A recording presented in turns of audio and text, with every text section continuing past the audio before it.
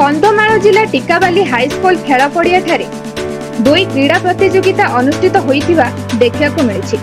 टिकाबाली block स्तरीय तरफ टिकाबाली block अंतर्गत 11 गोटी पंचायतर उच्च विद्यालय छात्र छात्री अंशग्रहण करथिबा बेले एही क्रीड़ा प्रतियोगिता कबड्डी फुटबॉल एवं वॉलीबॉल खेल अनुष्ठित होई जायथिबा देखिବାକୁ मिलिथिला।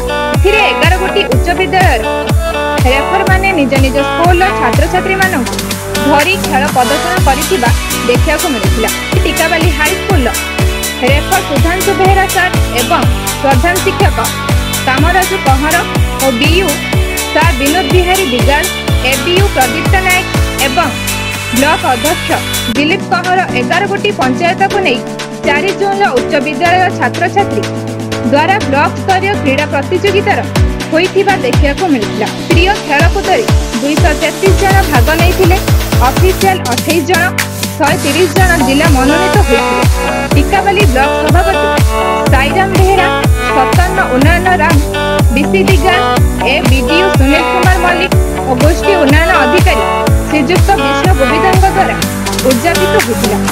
एही खेलर आयोजन सुधांशु बेहरा सर एवं पंचानन पाणिग्राही सर एवं परिचालना मध्य देखा मिली। कंधमाल रमेश पंडा रिपोर्ट ब्लैक न्यूज।